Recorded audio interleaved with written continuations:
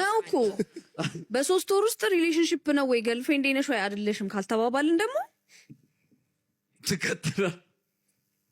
ገሸሽ እሺ አይ will you be my girlfriend ብሎ ኦፊሻሊ በሶስት ወር ሲሞላ ደግሞ ጠየቀኝ yes ወረቀት ነው የሰጠኝ ባይዘይ ቀኑን ላለው አሳያችኋለሁ will you be my girlfriend yes no ቼክሊስት አስቀመጠና ሰጠኝ ከአበባ ጋር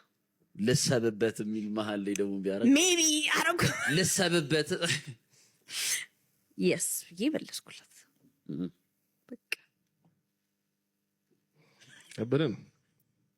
በሶስት ወር ውስጥ ዲፋይን መደረግ የለበትም ሪሌሽንሺፕ ብለህ ታስባለህ? እኔ መጀመሪያ ሲጀምር ዲፋይን አደረጋችሁት እኮ ነው የመሰለኝ። ከመጀመሪያማ ዴቲንግ እየተያየን እናልከው what you say ምንድነው አንተ ብታስበው በሶስት ወር ውስጥ ዲፋይን መደረግ የለበትም? አለበት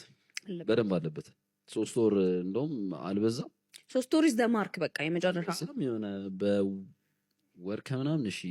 ትንሽ early በሁለት ወር በቃ መታወቅ አለበት ኢንቴንሽኑ ብሎ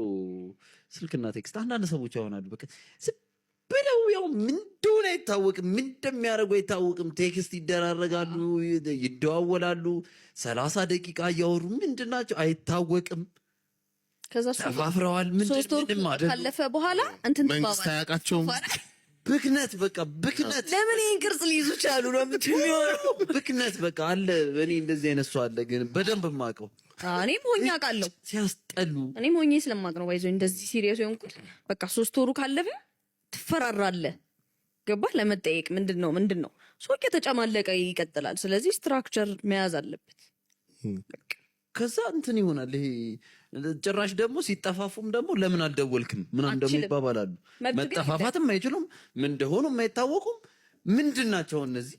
መብት አለኛው በሶስት ወሬ የት ነህ ማለት ገርልፍሬንዱ ካሉክ የለኝም ገባ ትክክለኛ ባህሪን ማውጣት ይችላል ከዛ እንዴት ነው እያደገ ምናምን መምጣቱን ያወቃችሁት ሁለታችሁ ሲሪየስ እየሆነ እና በቃ